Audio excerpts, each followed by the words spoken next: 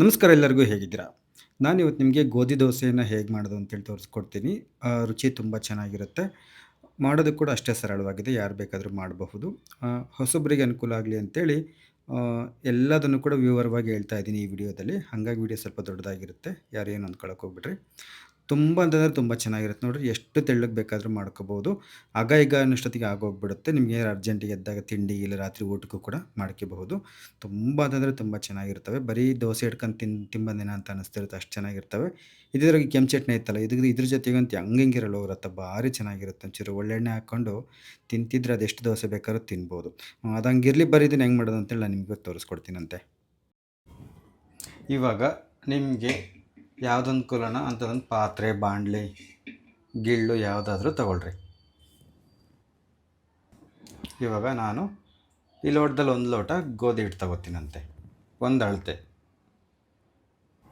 ನೋಡಿ ನನಗೆ ಹಗುರಕ್ಕೆ ತುಂಬಿಕೊಂಡಿದ್ದೀನಿ 1 ಲೋಟ ಗೋಧಿ ಹಿಟ್ಟು. ಹಿಂಗೆ ಇವಾಗ ಇದಕ್ಕೆ ನೋಡಿರಿ, ಇಂಥ ಚಮಚದಲ್ಲಿ 1-2 ಚಮಚ ರಾಗಿ ಹಿಟ್ಟು ತಗೋತೀನಿ. 1 ಚಮಚ ತಗೊಂಡೆ, 2 ಚಮಚ ರಾಗಿ ಹಿಟ್ಟು. ಇವಾಗ ಇದಕ್ಕೆ 1-2 ಚಮಚ ಚಿರೋಟಿ ರವೆ, ಬಾಂಬೆ ರವೆ, ಸಣ್ಣ ರವೆ ಯಾವುದಾದ್ರೂ ಹಾಕ್ತಾಯಿದ್ದೀನಿ. ಅದೇನು ಪಿಂಗಾಣಿ ಭರಣಿಲಿ ತುಂಬಿಟ್ಟಿದೆಯಾ ಅಂತ ಅಂದ್ಕೊಳಕ್ಕೆ ಹೋಗ್ಬಿಡ್ರಿ. ಅದು ಸದ್ಯ ಖಾಲಿ ಇತ್ತಲ್ಲ, ಅದಕ್ಕೆ ಹಾಕಿ ನಡೆಯಿಂದ ಅಂತ. 1 ಚಮಚ, 2 ಚಮಚ ಬಾಂಬೆ ರವೆ, ಪಳ್ಳು ಅಂತಿತ್ತು. ಇವಾಗ ಇದಕ್ಕೆ ಇವಾಗ ರುಚಿಗೆ ಎಷ್ಟು ಬೇಕೋ ಅಷ್ಟು ಉಪ್ಪು. ಇವಾಗ ಒಂದು ಸತಿ ಇದನ್ನೆಲ್ಲ ಹಿಂಗೆ ಕಲಸ್ರಿ. ರಾಗಿ ಹಿಟ್ಟು, ರವೆ, ಉಪ್ಪು ಎಲ್ಲ ಒಂದಾಗಂಗೆ ಈ ಥರ ಕಲಿಸ್ಬಿಟ್ಟು ನೀರನ್ನ ಒಂದೇ ಸತಿ ಜಾಸ್ತಿ ಹಾಕೋಣಕ್ಕೆ ಹೋಗ್ಬಾರ್ದು. ಸ್ವಲ್ಪ ಸ್ವಲ್ಪ ಹಾಕೊಂಡು ಕಲಿಸ್ಕೋಬೇಕು. ಯಾಕಂತಂದರೆ ಗಂಟಾಗ್ಬಿಡುತ್ತೆ. ಭಾಳ ನೀರು ಹಾಕೊಂಡು ಒಂದೇ ಸತಿ ಕಲ್ಸೋಕ್ಕೋದ್ರೆ ಗಂಟಾಗುತ್ತೆ. ಹಂಗಾಗಿ ಸ್ವಲ್ಪ ನೀರು ಹಾಕೊಂಡು ಕಲಿಸಿದ್ರಿ ಅಂತಂದರೆ ಗಂಟು ಪಂಟೆ ಏನಾಗಲ್ಲ. ಹಿಂಗೆ ನೀರು ಹಾಕ್ಕೊಂಡು ಕಲಿಸ್ತಾ ಬರ್ರಿ. ನಿಮಗೆ ರಾಗಿ ಹಿಟ್ಟು, ರವೆ ಬೇಡ ಅಂತಂದರೆ ಬರೀ ಗೋಧಿ ಹಿಟ್ಟಲ್ಲೂ ನಾನೇನು ತೋರಿಸಿದ್ದೀನಿ ಹಿಂಗೇ ಮಾಡ್ಕೋಬೋದು. ಹಿಂಗೆ ಕಲಿಸ್ತಾ ಬರ್ರಿ.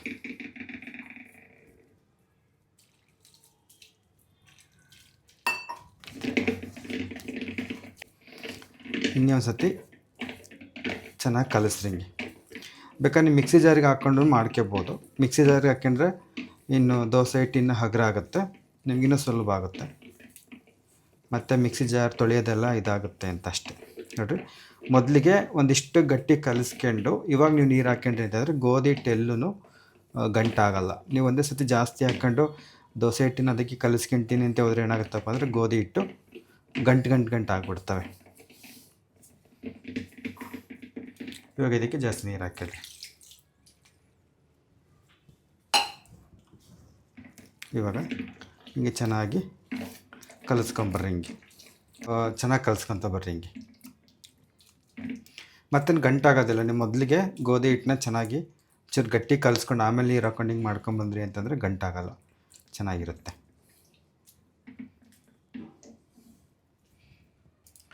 ಇವಾಗ ಇದಕ್ಕೆ ಇನ್ನೂ ಸ್ವಲ್ಪ ನೀರು ಸೇರಿಸ್ಬಿಟ್ಟು ಇಂಥ ವಿಸ್ಕ್ ಇರುತ್ತೆ ನೋಡಿರಿ, ಈ ವಿಸ್ಕಲ್ಲಿ ಹಿಂಗೆ ಮಾಡಿರಿ.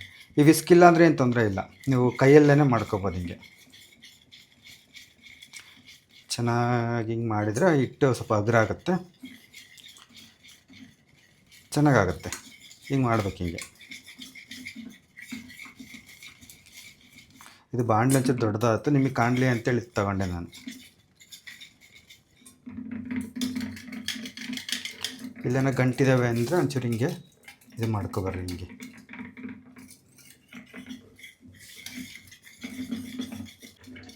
ಆ ಥರ ವಿಸ್ಕಿಲ್ಲ ಅಂದರೆ ಇಂಥ ಒಂದು ಚಮಚ ತಗೊಂಡು ಹಿಂಗೆ ಗಂಡ್ರಿ, ಏನು ತೊಂದರೆ ಇಲ್ಲ. ಯಾಕಂದ್ರೆ ಅಂತೂ ಎಲ್ಲರ ಮನೆಗೆ ಇರೋಲ್ಲ. ಹಿಂಗೆಲ್ಲನ ಗಂಟಿದಾವ ನೋಡ್ರಿ. ಗಂಟು ಇಲ್ಲ ಅಂದರೆ ದೋಸೆ ಹಿಟ್ಟು ಸಿದ್ಧವಾಯಿತು ಅಂತಲೇ ಅರ್ಥ. ಇದು ಒಂದು 10 ನಿಮಿಷ 20 ನಿಮಿಷ ನೆನಿಬೇಕು. ಒಂದು 10 ನಿಮಿಷ 20 ನಿಮಿಷ ನೆನೆಸಿಲ್ಲ ಅಂದರೆ ಏನಾಗುತ್ತಪ್ಪ ಅಂದರೆ ಅಂಚಿಗೆ ಅಂಟ್ಕೊಳುತ್ತೆ, ದೋಸೆಗಳು ಚೆನ್ನಾಗಿ ಬರೋಲ್ಲ. ಹಾಗಾಗಿ ದೋಸೆ ಹಿಟ್ಟಿನ ಅದಕ್ಕೆ ನೀರು ಸೇರಿಸ್ಕೊಂಡು ತೆಳ್ಳಗೆ ಮಾಡಿಕೊಳ್ಳಿ.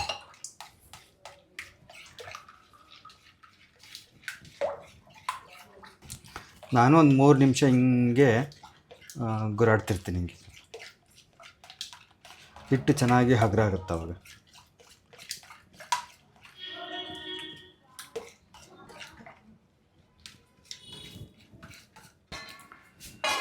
ಒಂದು ತಟ್ಟೆ ಮುಚ್ಚಿ ಒಂದು 10 ನಿಮಿಷ, ಕಾಲು ಗಂಟೆ ಇಲ್ಲ ಒಂದು 20 ನಿಮಿಷ ಬಿಡ್ರಿ ನೆಂದ್ಕೊಳಕ್ಕೆ.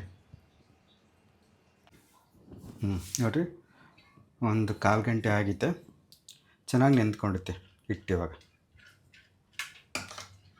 ಒಂದಿಷ್ಟು ದೋಸೆ ಹಿಟ್ಟಿನದ ಅಂತಂದರೆ ನಾವು ಅಕ್ಕಿ ದೋಸೆ ಮಾಡ್ತೀವಲ್ಲ, ಅದಕ್ಕಿಂತ ಒಂಚೂರು ತೆಳ್ಳಗೆ ಇರಬೇಕಿದು.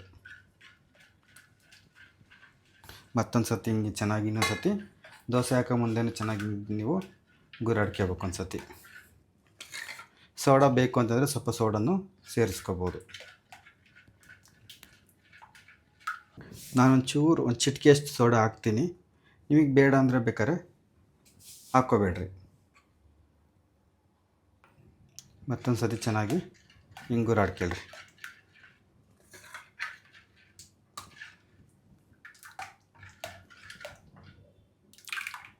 ಹಿಂಗಿರಬೇಕಿಷ್ಟು. ಸರಿ, ದೋಸೆ ಹಿಟ್ಟು ಇವಾಗ ರೆಡಿಯಾಗಿದೆ, ಬನ್ನಿ ದೋಸೆ ಮಾಡೋಣ. ಈಗ ಹಂಚಿನ ಕಾಯಕ್ಕಿಟ್ಟಿದ್ದೆ, ಕಾದೈತೆ. ಎರ್ಕದ ಹಂಚಾಗಿರೋದ್ರಿಂದ ಒಂದು ಸತಿ ನೀರು ಚಿಮುಕ್ಸ್ಬೇಕು. ಯಾಕಂತಂದರೆ ಇದು ಸ್ವಲ್ಪ ಬಿಸಿ ಜಾಸ್ತಿನೂ ಆಗಿರುತ್ತೆ, ಕಡಿಮೆನೂ ಆಗಿರುತ್ತೆ. ಅದನ್ನ ಸ್ವಲ್ಪ ನೋಡಬೇಕಲ್ಲ ಜಾಸ್ತಿ ಕಾದುತ್ತಾ ಇಲ್ಲ ಅಂಥೇಳಿ. ಆಮೇಲೆ ಒಂದು ಒಣ ಬಟ್ಟೆಯಲ್ಲಿ ಒರೆಸಿ ಒಂದೆರಡು ಹನಿ ಎಣ್ಣೆ ಹಾಕ್ರಿ. ಹಿಂಗೆ ಇದನ್ನು ಅಷ್ಟೇ ಒಂದು ಟಿಶ್ಯೂ ಪೇಪರ್ ಇಲ್ಲ ಒಂದು ಕಾಟನ್ ಬಟ್ಟೆಯಿಂದ ಒಂದು ಸತಿ ಹಿಂಗೆ ಒರೆಸ್ರಿ. ಹಿಂಗೆ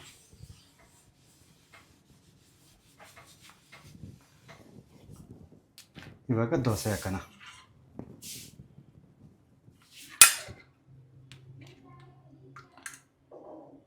ನಿಮಗೆ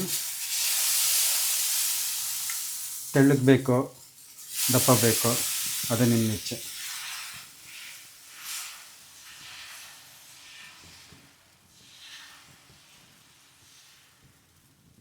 ಈ ಥರ ದೋಸೆ ಹಾಕ್ಕೊಳ್ರಿ.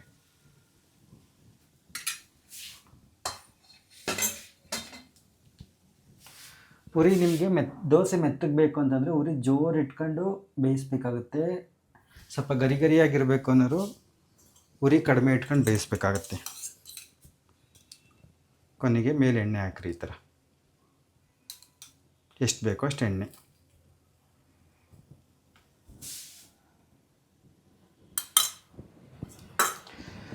ನಾನು ಭಾಳ ಜನಕ್ಕೆ ಏನು ಶಿಫಾರಸ್ ಮಾಡ್ತೀನಪ್ಪ ಅಂತಂದರೆ, ನಿಮ್ಮ ಮನೇಲಿ ಯಾರಾದರೂ ಮಕ್ಕಳಿದ್ರೆ, ಗಂಡು ಮಕ್ಕಳಿದ್ರೆ ಅವ್ರಿಗೆ ಅಡುಗೆ ಮಾಡೋದು, ಮನೆ ಶುಚಿ ಮಾಡೋದು ಕೆಲಸಗಳನ್ನು ಕಲಿಸ್ರಿ. ಗಂಡು ಮಕ್ಕಳು ಯಾಕೆ ಮನೆ ಕೆಲಸ ಮಾಡಬೇಕು, ಗಂಡು ಮಕ್ಕಳು ಮಾಡಿಕೊಡ್ದು. ಏನೇ ತೊಳೆಯೋದು ಬಳಿಯೋದೆಲ್ಲ ಹೆಣ್ಮಕ್ಳಿಗೆ ಅಷ್ಟೇ, ಗಂಡು ಮಕ್ಳು ಅವೆಲ್ಲ ಮಾಡಬಾರ್ದು. ಆ ಥರ ಭೇದ ಭಾವ ಮಕ್ಕಳಲ್ಲಿ ಕಲಿಸ್ಬೇಡಿ. ಯಾಕಂದರೆ ಅಡುಗೆ ಮಾಡ್ಕೊಂಡು ತಿನ್ನೋದು ಇದು ಒಂದು ವಿದ್ಯೆನೇ. ಇದು ನಮ್ಮನ್ನ ಕೈ ಹಿಡಿಯುತ್ತೆ. ಹಾಗಾಗಿ ಮಕ್ಳುಗಳಿಗೆ ಯಾವುದೇ ಕಾರಣಕ್ಕೂ ಇದು ಹುಡುಗಿರು ಮಾಡೋ ಕೆಲಸ, ಇದು ನೀವು ಮಾಡಬಾರ್ದು, ಹಾಗೆ ಹೀಗೆ ಭೇದ ಭಾವ ಬರೋ ಥರ ಮಾಡಬೇಡಿ. ಅಡುಗೆ ಕೆಲಸ ಅಂತಕ್ಕಂಥದ್ದು ಎಲ್ಲರೂ ಕೂಡ ಈಗಿನ ಕಾಲಕ್ಕೆ ಅನಿವಾರ್ಯವಾಗಿ ಕಲಿಯಲೇಬೇಕಾಗಿರೋ ವಿದ್ಯೆ ಅಂತೇಳಿ ಕಲಿಸಿ. ಮುಂದೊಂದು ದಿನ ಅವರಿಗೆ ಅದು ಉಪಯೋಗಕ್ಕೆ ಬಂದೇ ಬರುತ್ತೆ. ಇದು ಮೊದಲನೇ ದೋಸೆ, ನೋಡೋಣ ಹೆಂಗೆ ಬರುತ್ತೆ ಅಂತ.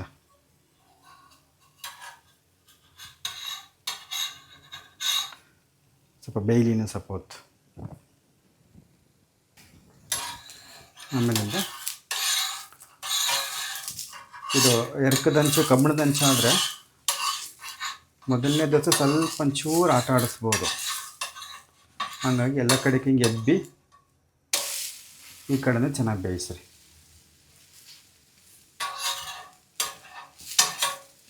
ಎರಡು ಕಡೆ ಚೆನ್ನಾಗಿ ಬೇಯಿಸ್ಕೊಳ್ರಿ.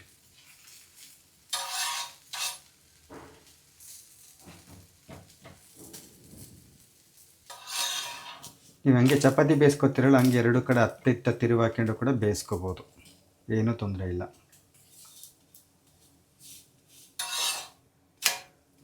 ರುಚಿ ಅಂತೂ ತುಂಬ ಚೆನ್ನಾಗಿರ್ತವೆ. ಒಂದು ಸತಿ ಹಿಂಗೆ ಮಾಡ್ಕೊಂಡು ತಿನ್ನಿರಿ, ನಿಮಗೆ ಗೊತ್ತಾಗುತ್ತೆ. ಚೆನ್ನಾಗಿ ಬೆಂದ ಮೇಲೆ ಈ ಥರ ತಕ್ಕೊಳ್ರಿ, ಒಂದು ಚಬ್ಬಳಿಗೋ ಇಲ್ಲ ಅದಕ್ಕಾದ್ರೂ. ಇಷ್ಟೇ ನೋಡಿರಿ. ಈಗ ಎರಡನೇ ದೋಸೆ ಹಾಕ್ಬೇಕಾದ್ರೂ ಅಷ್ಟೇ, ಮತ್ತೇನು ಎಣ್ಣೆ ಹಾಕಬೇಕು ಅಂತಿಲ್ಲ. ಸುಮ್ಮನೆ ಒಂದು ಒಣ ಬಟ್ಟೆಲಿ ಹಿಂಗೆ ಒಂದು ಸತಿ ಹಿಂಗೆ ಒರೆಸ್ಬಿಟ್ಟು ದೋಸೆ ಹಾಕಿದ್ರಿ ಅಂತಂದರೆ ಆಯ್ತು ಅಷ್ಟೇ. ಉರಿ ಸಣ್ಣಕ್ಕೆ ಇಟ್ಕೊಂಡಿರಬೇಕು. ದೋಸೆ ಹಾಕ್ಬೇಕಾದ್ರೆ ಸಣ್ಣಕ್ಕೆ ಇಟ್ಕೊಂಡಿರಬೇಕು. ದೋಸೆ ಹಾಕಿದಾದ್ಮೇಲೆ, ದೋಸೆ ಹಿಟ್ಟು ಹಾಕಿದಾದ್ಮೇಲೆ ನಮಗೆ ಯಾವ ಗಟ್ಟಿಗೆ ಬೇಕೋ ಮೆತ್ತಗೆ ಬೇಕೋ ಅದಕ್ಕೆ ಸರಿಯಾಗಿ ನಾವು ಉರಿನ ಹೆಚ್ಚು ಕಡಿಮೆ ಮಾಡ್ಕೋಬೇಕಾಗತ್ತೆ.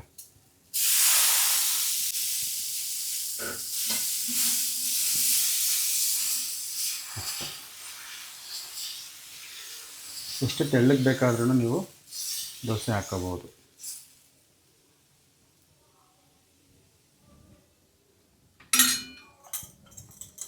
ಎಣ್ಣೆ ಎಷ್ಟು ಬೇಕೋ ಅಷ್ಟು. ತೀರಾ ಎಣ್ಣೆ ಹಾಕಿಲ್ಲ ಅಂತಂದರೆ ಒಂಥರ ಒಣಕ್ಲಾದಂಗೆ ಆಗ್ಬಿಡ್ತಾವೆ. ಒಂಚೂರು ಎಣ್ಣೆ ಹಾಕ್ಬೇಕು. ಆಮೇಲೆ ಉರಿನ ಹೆಚ್ಚು ಕಡಿಮೆ ಮಾಡ್ಕೊಳ್ಳಿ. ಆಮೇಲೆ ಒಂದೊಂದು ಸತಿ ಏನಾಗುತ್ತಪ್ಪ ಅಂತಂದರೆ ಇಲ್ಲೆಲ್ಲೂ ಸೈಡ್ನಾಗ ಎದ್ದೇಳ್ತಿಲ್ಲ ಅಂತ ಇಟ್ಕೊಡ್ರಿ, ಅಲ್ಲಿಗೆ ಉರಿ ತಾಕಿರೋದಿಲ್ಲ. ಹಂಗಾಗಿ ಅಲ್ಲಿ ಎದ್ದೇಳಲ್ಲ ದೋಸೆಗಳು. ಅವಾಗ ಏನು ಮಾಡಬೇಕಪ್ಪ ಅಂತಂದರೆ ಇಂಥ ಕಬ್ಬಿಣದ ಹಂಚಿದ್ರೆ ನಿಮ್ಗೆ ಕಷ್ಟ ಆಗುತ್ತೆ. ನಾನ್ ಸ್ಟಿಕ್ ಹಂಚುಗಳಾದ್ರೆ ಒಂಚೂರು ಹಿಂಗೆ ಎಳಿಬೇಕು, ಹಿಂಗೆ ಸೈಡಿಗೆ ಒಂಚೂರು ಹುಷಾರಾಗಿ. ಯಾವ ಜಾಗದಲ್ಲಿ ಎದ್ದೇಳ್ತಿಲ್ಲ ಒಂಚೂರು ಬಿಸಿ ಎಳೆದ್ರಿ ಅಂತಂದರೆ ಉರಿ ಜಾಸ್ತಿ ಮಾಡಿ ಆ ಜಾಗದಲ್ಲಿ ದೋಸೆಗಳು ಚೆನ್ನಾಗಿ ಎದ್ದೇಳ್ತವೆ, ಅಂಟ್ಕೊಳ್ಳೋದು ಹಂಚಿಗೆ.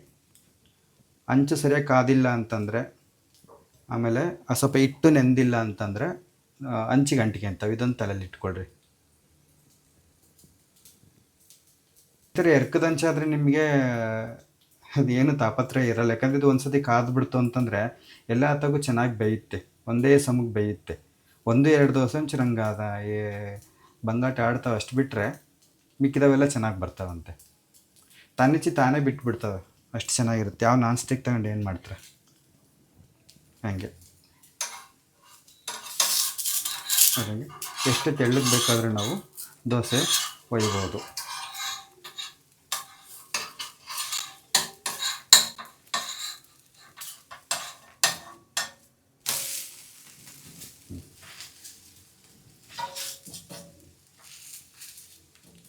ನೋಡಿರಿ ಎಷ್ಟು ತೆಳ್ಳಗೆ ಬಂದಿದೆ ದೋಸೆ ಅಂತ ಹೇಳಿದು. ಎಷ್ಟು ತೆಳ್ಳಗೆ ಬೇಕಾದ್ರೂ ಹಾಕೋಬೋದು. ಇದು ನೋಡಿರಿ ಮೊದಲನೇದು. ನೋಡಿರಿ ಮೃದುವಾಗೂ ಇದೆ, ಸ್ವಲ್ಪ ಗರಿ ಆಗೂ ಇದೆ, ಸ್ವಲ್ಪ ಮೃದುವಾಗೂ ಇದೆ. ಚೆನ್ನಾಗಿರ್ತವೆ ಹಿಂಗಿದ್ರೆ ತಿನ್ನೋಕ್ಕೆ.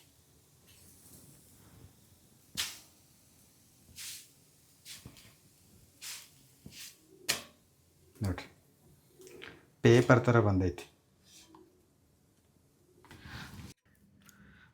ನೋಡಿರಿ ಇಷ್ಟು ಮಾಡಿದ್ರಿ ಅಂತಂದರೆ ಗೋಧಿ ದೋಸೆಗಳು ಸಿದ್ಧವಾದವು ಅಂತಲೇ ಅರ್ಥ. ತುಂಬ ಚೆನ್ನಾಗಿರ್ತವೆ. ನಿಮಗೆ ರಾಗಿ ಹಿಟ್ಟು ಮತ್ತು ಚಿರೋಟಿ ರವೆ ಅಥವಾ ಬಾಂಬೆ ರವೆನ ಹಾಕೋದು ಇಷ್ಟ ಇಲ್ಲ ಅಂತಂದರೆ ಹಾಕಬೇಡಿ. ಆದರೆ ಹಾಕೋದ್ರಿಂದ ರುಚಿ ತುಂಬ ಚೆನ್ನಾಗಿರುತ್ತೆ. ನೀವು ಒಂದು ಸಲ ಮಾಡ್ಕೊಂಡು ತಿಂದು ನಿಮಗೆ ಗೊತ್ತಾಗುತ್ತೆ. ನಿಮ್ಗೆ ಬೇಕು ಅಂತಂದರೆ ಇನ್ನೊಂದು ಚಮಚ ಅಕ್ಕಿ ಹಿಟ್ಟನ್ನು ಕೂಡ ಹಾಕೋಬಹುದು. ಆದರೆ ನಾನಿಲ್ಲಿ ಅಕ್ಕಿ ಹಿಟ್ಟನ್ನು ಹಾಕಿಲ್ಲ. ಸಾಕು ಇಷ್ಟೇ. ಒಂದು 2 ಚಮಚ ರಾಗಿ ಹಿಟ್ಟು, ಒಂದು 2 ಚಮಚ ರವೆ ಹಾಕೊಂಡ್ವಿ ಅಂತಂದರೆ ಘನವಾಗಿರೋ ದೋಸೆಗಳು ಬರ್ತಾವಂತೆ. ನೋಡಿರಿ ಗಾಢನೂ ಆಗುತ್ತೆ. ಎದ್ದು ತಿಂಡಿನೂ ಮಾಡ್ಕೋಬೋದು. ಇಲ್ಲ ರಾತ್ರಿ ಹೊತ್ತು ಅಡುಗೆ ಮಾಡೋಕ್ಕೆ ಬೇಜಾರಾದಾಗ 2 ದೋಸೆ ಹಾಕ್ಕೊಂಡು ತಿನ್ಬೋದಂತೆ. ನಿಮಗೇನಾದರೂ ಇಷ್ಟ ಆಗಿತ್ತು ಅಂತಂದರೆ ಈ ಒಂದು ರೆಸಿಪಿಯನ್ನು ಮಾಡಿಬಿಟ್ಟು ಹೇಗೆ ಬಂತು ಅಂತೇಳಿ ಕಮೆಂಟ್ ಮಾಡಿ. ನಾನು ಮುಂದಿನ ವಿಡಿಯೋದಲ್ಲಿ ಸಿಗ್ತೀನಂತೆ. ಟಾಟಾ, ಬಾಯ್ ಬಾಯ್.